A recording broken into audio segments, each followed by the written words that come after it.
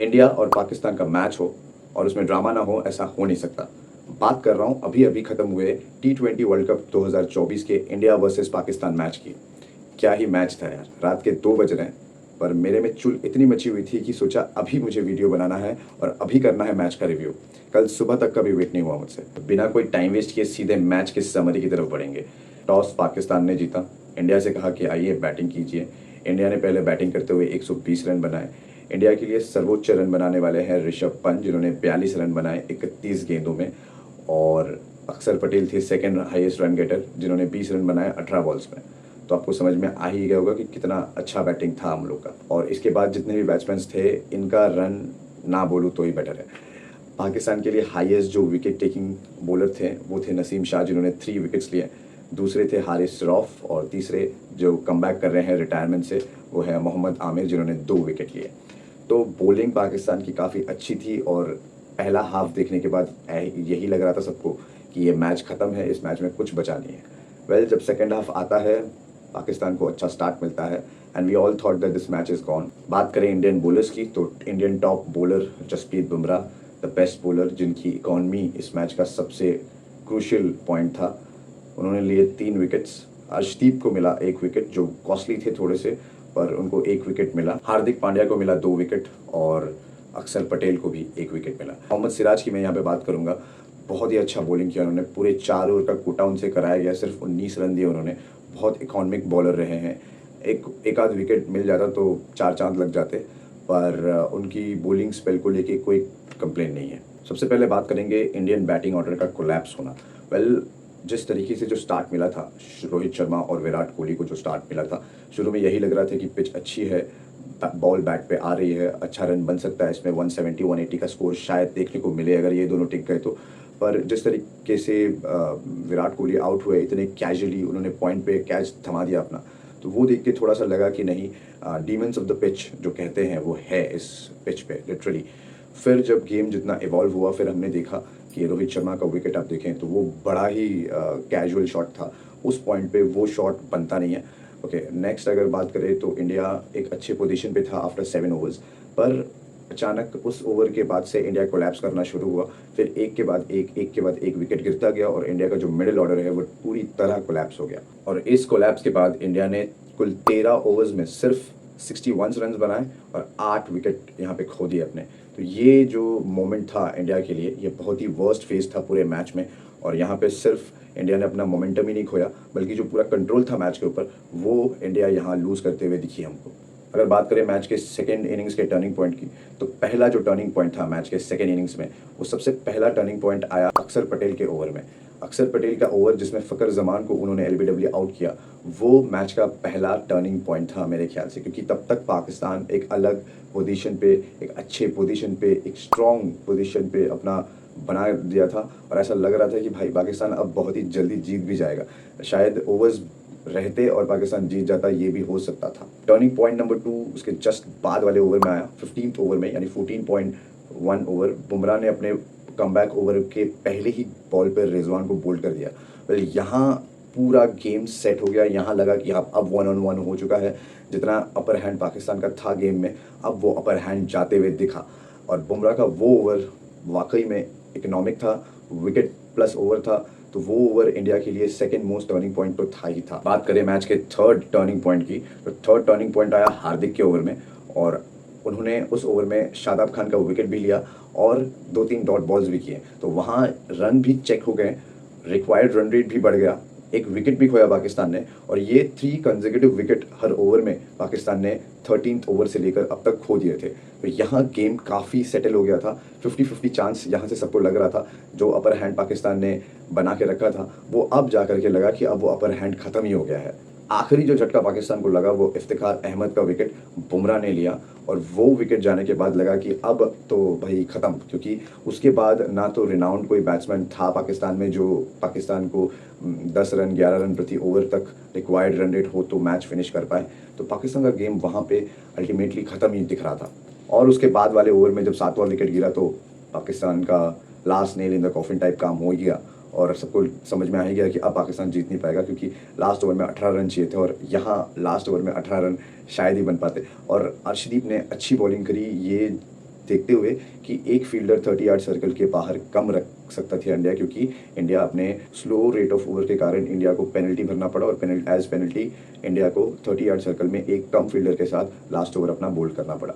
अगर कोई दूसरा मैच होता जहां दूसरी बड़ी टीम होती तो शायद यहाँ इंडिया फंस सकती थी, बट यहाँ 7 विकेट गिर चुके थे, 18 रन चाहिए था और अर्शदीप ने ठीक ठाक संभाल लिया, तो उतना दिक्कत हुआ नहीं। पर मेरे ख्याल से इस चीज़ पे इंडिया को ध्यान देना चाहिए, ये आगे जाके इंडिया को प्रॉब्लम दे सकता है। तो ये वो 4-5 टर्निंग पॉइंट्स थे मेरे हिसाब से सेकेंड इनिंग्स के, जिसके बाद पाकिस्तान का चांस पूरा ख़त्म हो गया।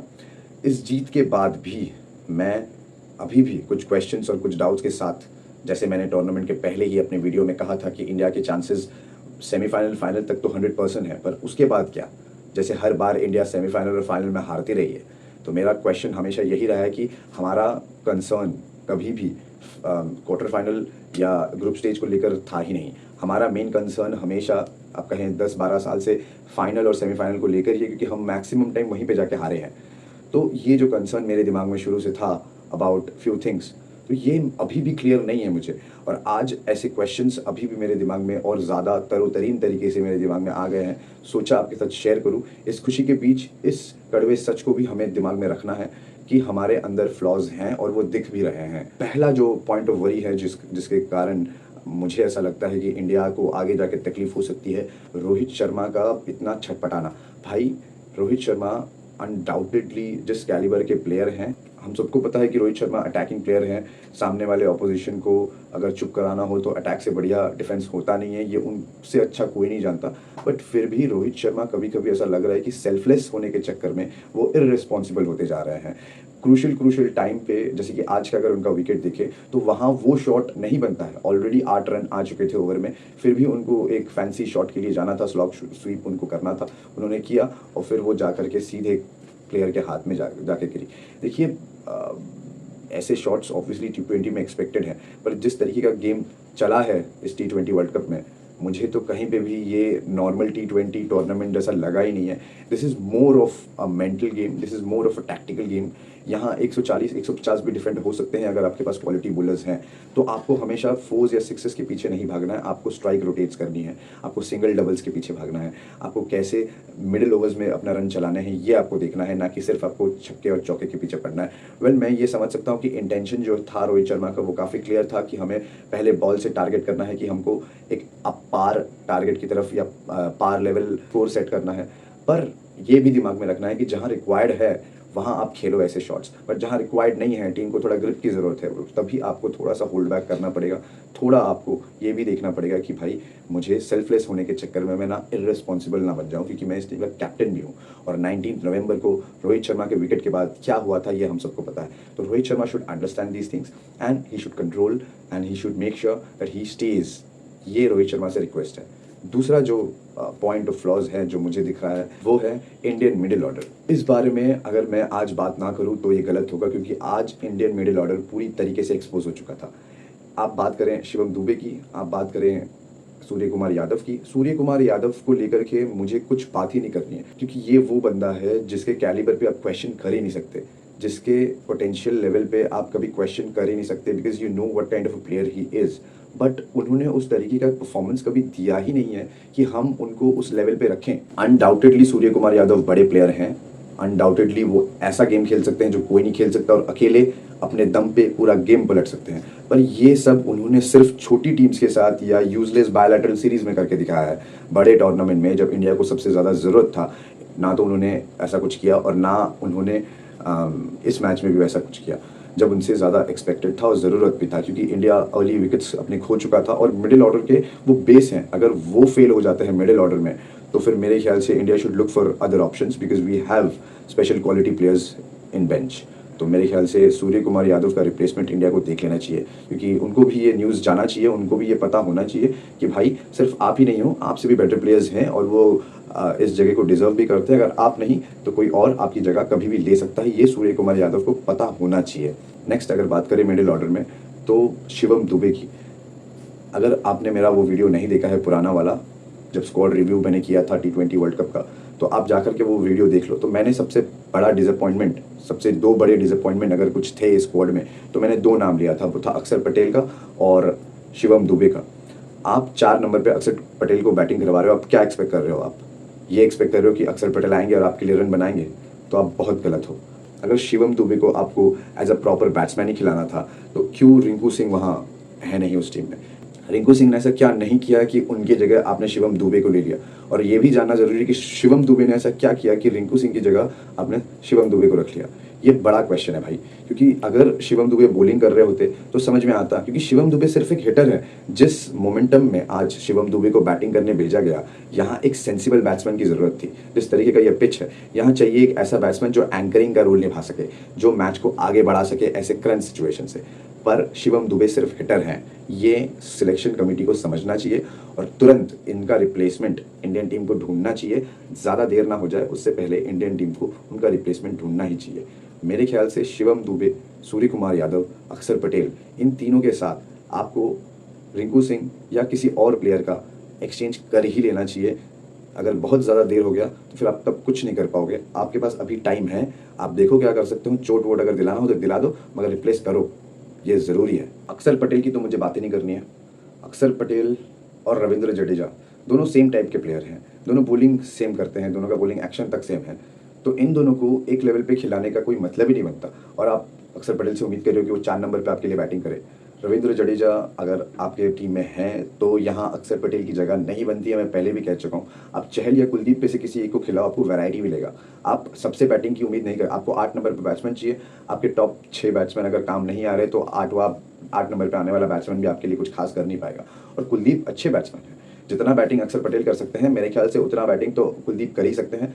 और बॉलिंग में अक्षर पटेल से लाख गुना ज़्यादा बेटर हैं कुलदीप यादव। तो any day any moment I will choose Kuldeep Yadav over अक्षर पटेल। और मेरे ख्याल से अक्षर पटेल की जगह पे कुलदीप यादव को टीम में होना चाहिए। और आखिरी जो पॉइंट ऑफ वरी है मेरे दिमाग में वो ये है कि इंडिया को सबसे पहले अपना राइट कॉम्बिनेशन चूज़ करना चाहिए। इंडिया अभी भी अपने राइट कॉम्बिनेशन को चूज़ नहीं कर पाई है। सबसे अच्छा डिसीजन जो मुझे इस T20 वर्ल्ड कप में दिखा है वो है रोहित शर्मा और विराट कोहली का ओपनिंग पेयर। काम नहीं किया अभी तक, ये उतना ज़्यादा इफेक्टिव नहीं रहा है अभी तक, पर यही डिसीजन टूर्नामेंट जीतने के काम आएगा। आप देख लेना, बोल दे रहा हूँ अभी से, ये बहुत बड़ा डिसीजन है। ये शायद अभी आपको समझ में ना आए, आगे जितना टूर्नामेंट बढ़ेगा, जितना टूर्नामेंट इवॉल्व होगा, दिखेगा लोगों को कि कितना इंपॉर्टेंट डिसीजन था इन दोनों का ओपनिंग करना। मिडिल ऑर्डर और ओपनिंग के अलावा एक और डिपार्टमेंट है जहां इंडिया लैग कर रहा है, वो है फिनिशिंग का डिपार्टमेंट। हार्दिक पांड्या से बहुत कुछ एक्सपेक्टेड है, बॉलिंग उन्होंने काफ़ी अच्छी करी है जो कि उनसे रिक्वायर्ड है, बहुत ज़्यादा रिक्वायर्ड है। एज अ 5th बॉलर उनका टीम में इंक्लूजन बहुत ज़रूरी है, उनका फिट रहना बहुत ज़्यादा ज़रूरी है। तो हार्दिक पांड्या को जितना अच्छा उन्होंने बॉलिंग में अपना कमबैक किया है, मेरे ख्याल से बैटिंग में भी उनको इंप्रूवमेंट करना है। ऑब्वियसली अनडाउटेडली उनसे अच्छा नंबर 6 बैट्समैन इंडिया में है नहीं इस वक्त। बेस्ट ऑलराउंडर है, टीम के वाइस कैप्टन है, उन पर अलग जिम्मेदारी बनती है एंकरिंग करने का, उन पर टीम को चलाने का। जिस वक्त टीम को ज़रूरत होगी ऐसे क्रंच सिचुएशन में, ऐसे टाइम पे आके रन बनाने का, ये सारा सब कुछ उन पे ज़िम्मा है और ये वो बखूबी जानते हैं। बॉलिंग जो काफ़ी टाइम से वो नहीं कर रहे थे चोट चपेट के कारण, अब वो बॉलिंग में भी काफ़ी सोबर दिख रहे हैं, नॉर्मल दिख रहे हैं। बॉलिंग एक्शन में भी कोई दिक्कत है नहीं, पेस अच्छी खासी कर ले रहे हैं, 125-130 के आसपास डाल रहे हैं। तो काफ़ी वैरायटी है। अगर मैं बात करूँ थोड़ा सा अगर प्रॉब्लम बॉलिंग में अगर किसी को आया है तो आज वो अर्शदीप को आया है। लेंथ के साथ अर्शदीप को थोड़ा प्रॉब्लम हुआ है, क्योंकि इस पिच की अगर बात करें तो पिच जो है वो फेवर करता है 6-8 मीटर के लेंथ वाली बॉल को। अगर आप थोड़ा सा शॉर्ट या थोड़ा सा भी आगे डालो तो यहाँ वो बॉलिंग काम नहीं करेगा। तो ये साइंस समझना पड़ेगा अर्शदीप को। थोड़ा सा अपने सीनियर्स के साथ बात करें, देखिए कि मोहम्मद सिराज ने किस तरह बॉलिंग की, किस लेंथ पे बॉलिंग की, एक टप्पे पे उन्होंने बॉलिंग की, वहाँ से ना हटे ना चपे। तो ये होता है बॉलर जो जल्दी सीख लेता है, अपने ही गलतियों से खुद सीखता है। तो अर्शदीप को भी सीखना पड़ेगा, देखना पड़ेगा, और उनके पास एक्सपीरियंस सीनियर्स प्लेयर्स हैं, उनसे उनको सीख लेनी पड़ेगी कैसे करंट सिचुएशन में। क्योंकि लास्ट ओवर की अगर बात करें तो लास्ट ओवर अगर कोई रिनाउंड बैट्समैन होता तो वहाँ 2 फुल टॉस थे भाई, तो वो 2 फुल टॉस 2 6 में कन्वर्ट हो ही सकते थे। तो जो उनकी एक्यूरेसी है यॉर्कर की, तो उनकी उतनी अच्छी है नहीं। पहले भी हम बात कर चुके हैं कि अर्शदीप सिंह डेथ ओवर्स में बिल्कुल भी ढुस हैं, कोई भी आके उनको मार के जा सकता है कभी भी। तो थोड़ा सा इंडिया को यहाँ पे अवेयर रहना पड़ेगा कि और कोई ऑप्शन है क्या 19th या 20th ओवर के लिए बुमराह के अलावा।